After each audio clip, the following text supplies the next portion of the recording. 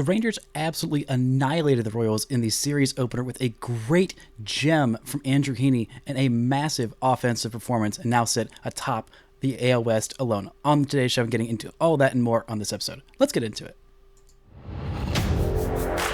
You are Locked On Rangers, your daily Texas Rangers podcast. Part of the Locked On Podcast Network, your team every day.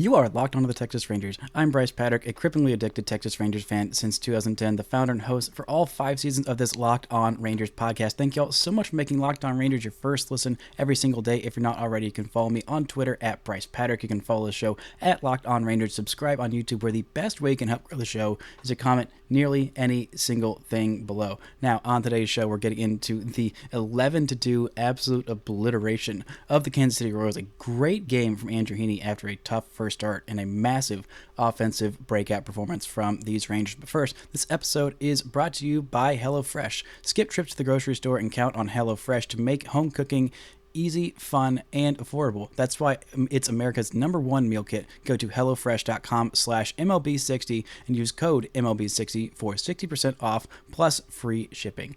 Now, Andrew Heaney just had the best start of his Texas Rangers career. Granted, it's a sample size of 2, but it was significantly better than the truly terrible first start out there. He looked amazing against, granted, a not super great Royals lineup. It was one of the worst lineups in baseball, but hey, he did what you need to do when you face off against a terrible lineup. He absolutely went out there and dominated. It was a little bit of a struggle early on for him, but he finished with a fantastic line. 5 innings, just 2 hits, 1 run, which was unearned, a pair of walks, and 10 strikeouts, including 9 to start the game. His first 9 outs were all on strikeouts. That is an American League record. That is a club franchise record that has only been done twice ever in the history of the American League.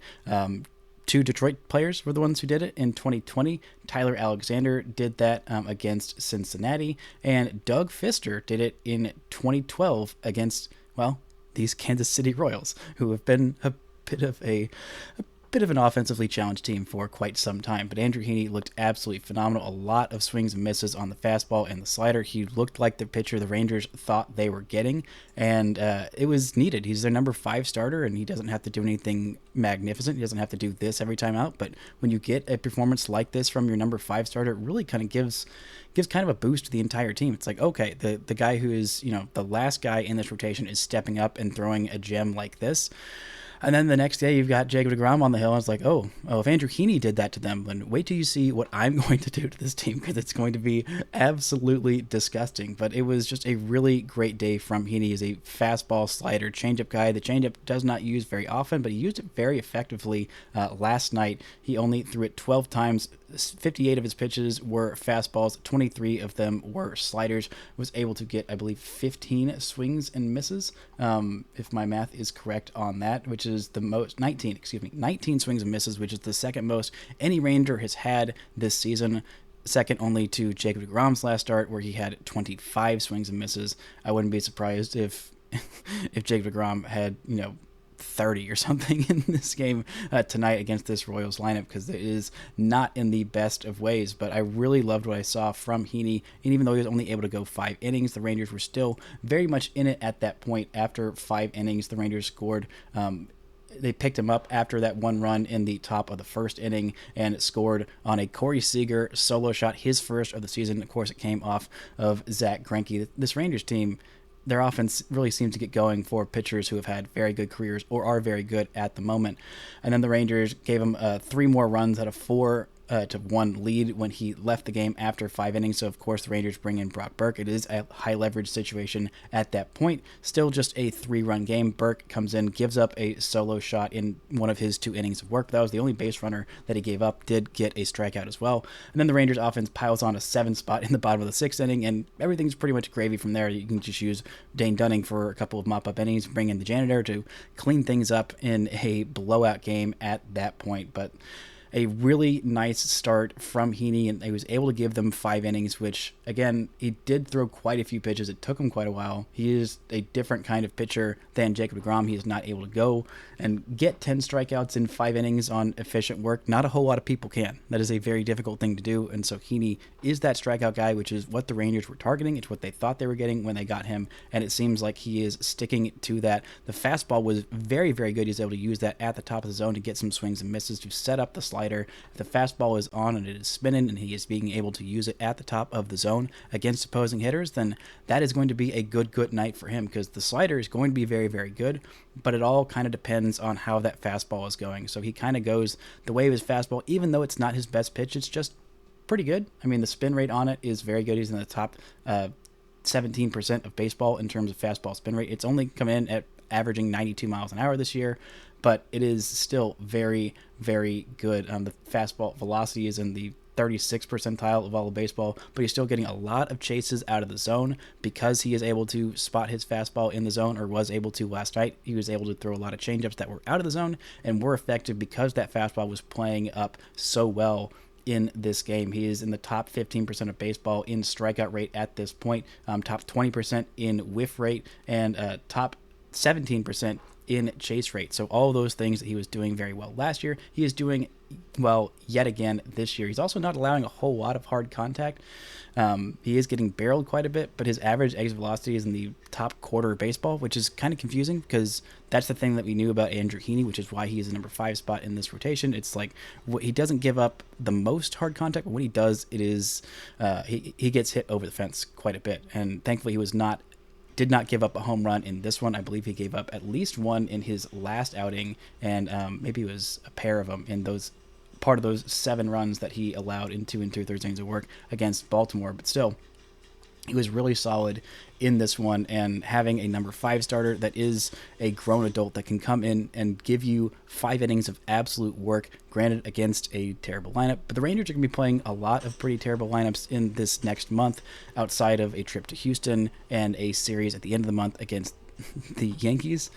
The Rangers are going to have to put in work against some of these bad teams, and they did that, and they absolutely got it done. The offense got it done very much in a big way as well. Coming up, we're going to get into that, a deep look at what Corey Seager has done through 10 games so far this season, and why he is really, really looking like himself. Last year might have just been an aberration. But first, this episode is brought to you by SoRare.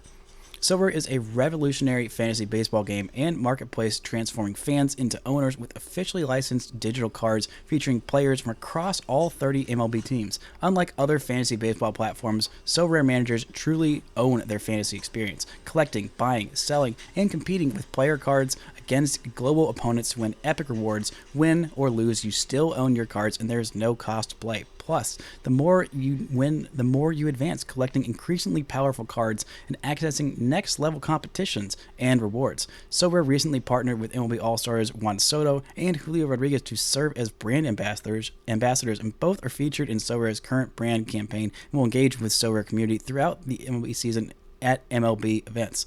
Head to sorare.com/lockedon, that's spelled SORARE.com, to draft your team of free player cards, set your lineup, and start competing today to win epic rewards. Again, that's sorare.com/lockedon to start playing today.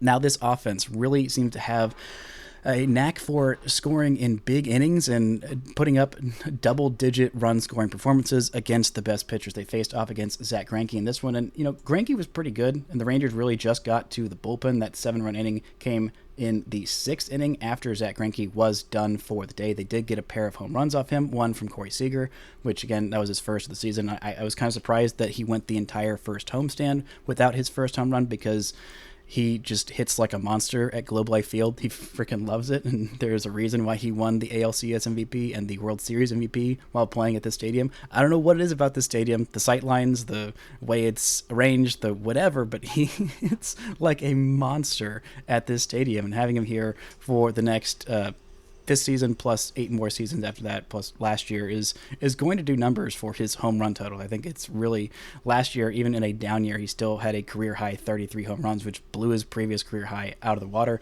I think he's going to hit quite a few. But again, the Rangers, the two best starters they faced this season were the first two starters in Zach Wheeler and Aaron Noah, and they got to the Phillies for double-digit runs in both of those games. Then Zach Greinke, who is a former Cy Young winner, and granted, he is on the kind of downswing of his career, but he had a great first couple of starts to the season. I don't think he'd only allowed a few runs. 1 run and 2 runs versus Minnesota and Toronto in his first 2 starts of the season. The Rangers got him for 3 earned runs, so yeah, his worst start of the season. But last year he had a sub-4 ERA in 26 starts, 137 innings. Like he's still a really, really good pitcher, and he's working with Driveline to get a little bit more of his velocity back, which was kind of interesting. But the Rangers, it did not matter to them, and this Kansas City bullpen, which was supposed to be low-key kind of good, well, they got absolutely lit up by this Rangers squad, and even had to throw in some position player pitching, who might have been the best pitcher on the mound for them yesterday in old Mr. Eaton, the outfielder. Nate Eaton, I should say, came in throwing some gas, who I believe at one point was a two-way player. Maybe he'll end up getting some more time on the mound. But the Rangers dropped a 7 spot in that 6th inning with a home run, thanks in part to a home run, a grand slam from Mr. Adolis Garcia, that it really didn't look like he got all of it. That's one thing that I love about Adolis Garcia, is his raw power is just so absolutely insane. He just kind of golfed that thing into the left field seats, and I mean, I didn't know it off the bat because it looked like such a weird, awkward swing, but the left fielder, the center fielder, kind of half-heartedly chased it, and they knew, nope, this thing is pretty much gone for the count. It is just donezo. It is all the way out there, and Dallas is like, yeah, I just kind of do that. He was making up for, I believe, an earlier mistake. I mean, not that he was doing this on purpose, but he's had a couple of weird misplays at Adolis Garcia in the outfield. In the last 3 games, he had a miscatch that was ruled a double in Chicago while playing in center field, and this time it actually was ruled an error as opposed to a double in right field. The ball he just kind of overran,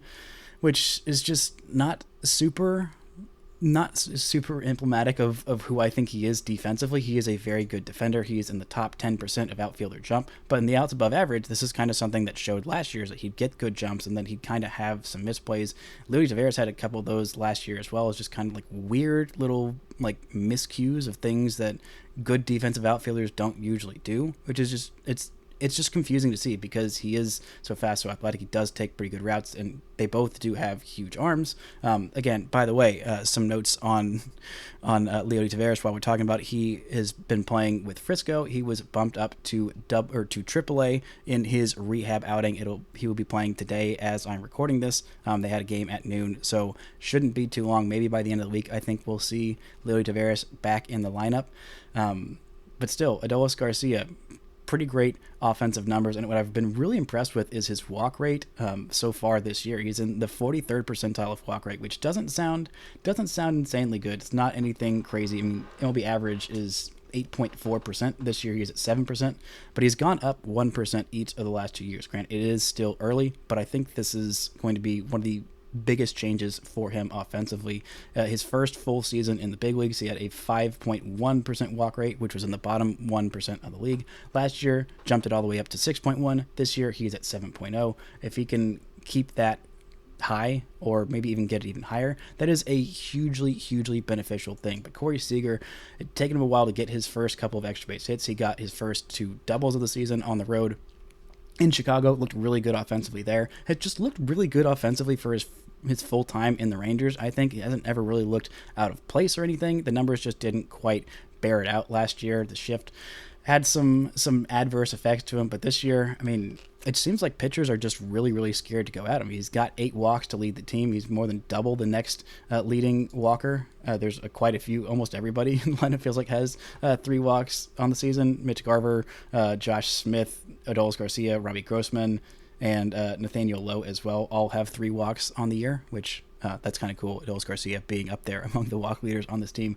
But Corey Seager has 8 to just 7 strikeouts. He's hitting .324 through 10 games this season, an on base of .435, slugging .486, an OPS of .921. All of those advanced numbers look exactly where you would expect Corey Seager to have them. He is in the top 5% of not chasing out of the league, top 10% in walk rate, barreling up in the top 11% of baseball. His average exit velocity is hitting the absolute crap out of baseball. It's top 4% of the league. Max exit velocity, top 7%. Hard hit percentage in the top 10%. The dude is just barreling everything. That is the thing that I really love about Corey Seager's game. It doesn't matter what type of pitch it is. It doesn't matter where it is. The guy just hits the absolute snot out of it and does it to all fields and walks at a good rate. He's not been super great defensively at shortstop this year, and we kind of knew, or at least I kind of suspected, that he would take a little bit of a step back with the shift being banned, so he's having to show off his range a little bit more, having to show off his quickness, which is not necessarily his strength. I do think eventually he will move over to third base. That probably won't happen this year, probably won't happen next year, maybe the year after that. Maybe. I mean, he is still in his, age 29 season. He is still 28, doesn't turn 29, I believe, until,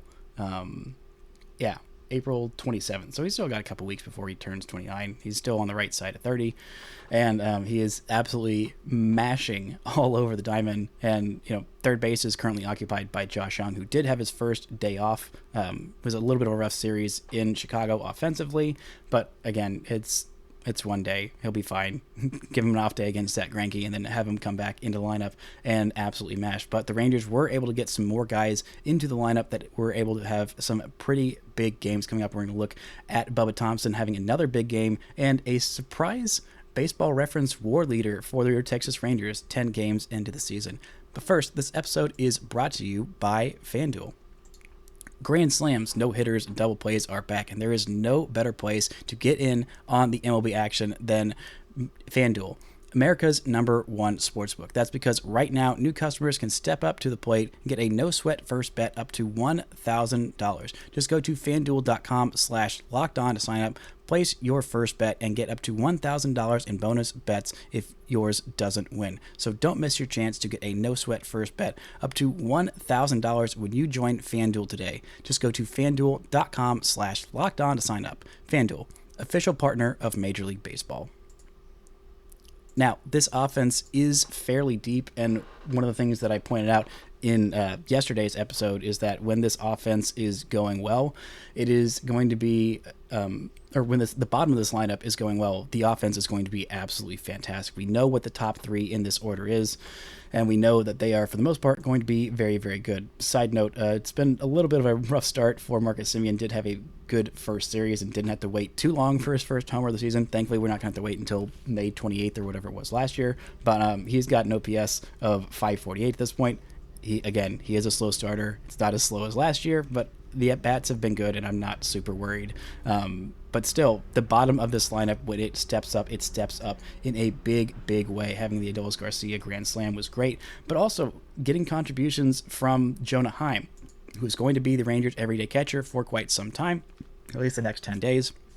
Mitch Garber has been placed on the 10-day IL with a mild left knee sprain. Sandy Leone is up from Round Rock. They did not call up Sam Huff because they want Sam Huff to get everyday at-bats, and the Rangers are trying to win some baseball games, so Jonah Heim is going to get quite a bit of time. Sandy Leone is fine. They also had to make some room on the 40-man roster, so they ended up putting old Spencer Howard on the 60-day IL. I don't know how much of him we're going to see this season at the major league level, or maybe even ever again. I don't know. I haven't even gone there with Spencer Howard because he has been, unfortunately, one of the lesser, or maybe fortunately, one of the lesser concerns.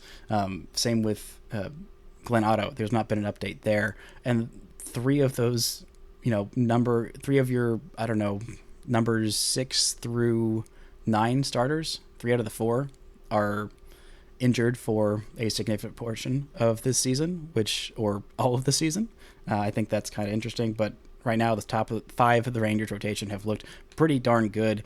Even Andrew Heaney coming in with this clutch start, but Anyway, I was talking about the bottom of this offense. I talked a lot about Bubba Thompson, not Josh Smith. I tried to combine them in one person. Josh Smith did play third base in this one, but Bubba Thompson also came up with a big hit. It was a little bit tough for him to face off against a guy like Greinke because he has such pinpoint command of his pitches, and a guy who has made big strides of pitch recognition and understanding the strike zone and staying in the strike zone for a guy who was so freaking good like Zach Greinke, even in his advanced age, especially maybe even at his advanced age, of just dotting pitches right off the zone. Still a really good game for Bubba Thompson, a double, his third of the season. That came off Coleman. That was in the 6-run 7th inning and was one of the key hits to kind of keep that rally going. He's played some pretty decent defense out there in left field.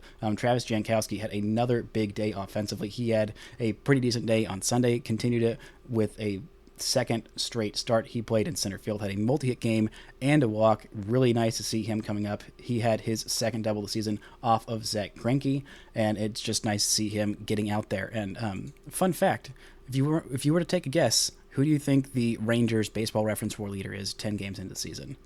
Would you think? I don't know. Maybe it's Corey Seager. I don't know. Martin Perez has had a couple of good games. Maybe it's Nathaniel Lowe. Nope, you're wrong. It's Travis Jankowski. Yeah, Travis Jankowski, who has only played in 5 games, 9 plate appearances so far this season. He does have a 1,500 OPS, hitting over 570 on base of 667 and slugging 857. That's totally sustainable, right? I mean, him and Bubba Thompson both have OPSs over 1,000 on the season. That's surely going to sustain, right? No, that's not going to sustain, but that's fine. Just like that Mitch Garver injury is probably not going to sustain. It was a mild left knee sprain. It should be only 10 days. Listening to Emily Jones on the broadcast talking about it. He sustained the injury due to when he was in Chicago, he was trying to get out of the way of a tag going to second base and kind of just landed on his knee wrong. It shouldn't be all that bad. It should be just the 10-day IL stint. So we'll see Sandy Leon here for the next 10 days, and then we'll see what happens after that. But again, the Rangers are having a couple injuries of guys coming back up. I'm interested to see with the Leote news, with Leote coming back probably sometime this week. I thought for sure Travis Jankowski was going to be the first guy who was going to be sent down, cut off the 40-man roster. Maybe it'll end up being Bubba Thompson, but again, he's also been pretty impressive in his time here. I think it might end up being Bubba because Travis has done such a good job. I trust him a little bit more in center field and a little bit more in right field just because his arm is a little bit bigger than Bubba Thompson's. That's no knock on Bubba, but you can also get him some more at-bats every day in AAA. I don't remember exactly who else is out in that outfield outside of Clint Frazier that you're super intent on getting everyday at bats to, but getting Bubba some everyday at bats, he does still have major league options left, and maybe keeping Travis Jankowski, if he keeps hitting like this and keeps putting up numbers, it's gonna be hard to send him back down. I mean, you can, and that was kind of the intent of once he was on the opening day roster. It's like, all right, well, whenever Leote Taveras does get back, it's probably going to be Travis Jankowski that gets sent back down. But I mean, he's only played in 5 games, but still, he's made a big impact in all of those games. And as a defensive replacement, as a offensive starter, like, he has come up big. You can't ask much more of him. It is a tiny sample size, and he's probably not going to have an OPS of 1,500 for all that much longer, but still, he's contributed, and that's all you can ask. And just getting the most out of your team every day, getting wins every day, that is what this team is about. Your Texas Rangers are 6-4 atop the AL West all by themselves. There are only 2 teams with better records than them in the entirety of the American League. One of those is the 10-0 Tampa Bay Rays, who have been phenomenal so far to start the season. But again, they've played mostly trash teams. They're 10-0, and I don't think their offense is necessarily going to sustain of them hitting like 3 home runs or whatever it is every freaking game. They're not going to just beat the absolute tar out of everybody. Wander Franco has been absolutely incredible, though. 4 home runs for him. The Rangers, thankfully, don't see them for a little while, so hopefully they can slow down and cool off. The other team that is better than the Rangers so far in the American League is the Cleveland Guardians at 7-4. The Rangers are atop their division by themselves. The Astros still have a losing record. The Angels are at 5-5, and the Mariners are at 4-7. Good to see these Texas Rangers on top of the division, even if it is for, the first, however many 10 games into the season, 2 weeks. or so. 1.5 weeks, whatever, however long it's been. At any point, it is good to see these Texas Rangers on top of the American League West by themselves. No tiebreakers, no whatevers. It is just your Texas Rangers, and hopefully they're going to stay there for a while. If they can win 2 out of 3 in Houston, that would be absolutely massive for this team, especially if they can come in there coming off a sweep against the Royals on a 4-game winning streak, with that being kicked off on Sunday against those Cubs. The Rangers are in a good place right now, and I feel really good about where this team is. The starting pitching, the offense is kicking back up. If my main concern right now is just Marcus Semien having kind of a slow start to the season, then I think these Rangers are in a very, very good place. But I did want to mention Jonah Heim, who has been on a little bit of a hot streak with Mitch Garver on the IL. It's good to see him stepping back up. He had a great first game of the season, a multi-hit game, and a double to score the first runs for the Texas Rangers in the season opener against Philadelphia. And now he had a kind of rough next few games against Baltimore and one against Philly. And then in Chicago, he kind of stepped up. He's been on a 3-game hit streak. I know it's just 3 games, but that's all we have to go on. So we're going to look in very deeply at the small sample size, but multi-hit games in his last 2, got on base 3 times in this most recent game, including his first home run of the season. Good to see him just getting out there and getting on base at a good clip. He's had some very good at-bats, and he's had kind of confusing numbers at times so far this season. He is hitting .292 with an on-base of .320, slugging .458, a .778 OPS, which is 18% above league average and a little bit better than Nathaniel Lowe's .757 OPS, which puts him second among the everyday starters. Which is a very, very nice thing to see. Jonah Heim coming up big. We saw him have a big first half of the season last year and then kind of slow down towards the back half of the year, just with the workload being a whole bunch on him. And Mitch Garver already on the IL after 6 games, who, again, is putting up some big numbers, a pair of home runs and a .943 OPS in 22 plate appearances. Mitch Garver is a big question mark that is not, it's looking like the Rangers can't super rely on him all the time. But he is a huge, huge bonus for when he is back in the lineup and healthy. He is going to really make a big impact on this offense. So you don't have to have everyday DH at-bats from Brad Miller. No shade to him or to Robbie Grossman, who is back in the lineup at DH.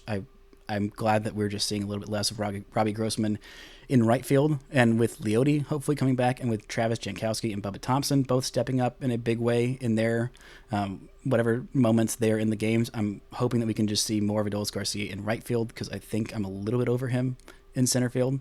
I just think that is the best place. And just having Adolis Garcia's arm in right field and not any of these other guys' arm, and his athleticism has been good. Grossman has been, it's been a little bit of a struggle for him defensively, more than I thought. I thought he'd be like just fine. Just put him every day in left field. He's decently fast. It seems like he's a little bit slower. The arm's not great, but it's fine. It has been a little bit worse. He's had some kind of bad routes to balls. He hasn't played a whole lot of right field, so I think that tripped him up a little bit. He's had some misadventures in right field on opening day, and I believe against the Cubs as well, in that game where everything just kind of went to crap. I believe he also had some misadventures in right field. I don't know if he had necessarily had an error, and he hasn't had that many errors defensively, but it's just been kind of like misplays that are like, okay, that's just not how you should be playing that. So I think just sticking him in left field for now.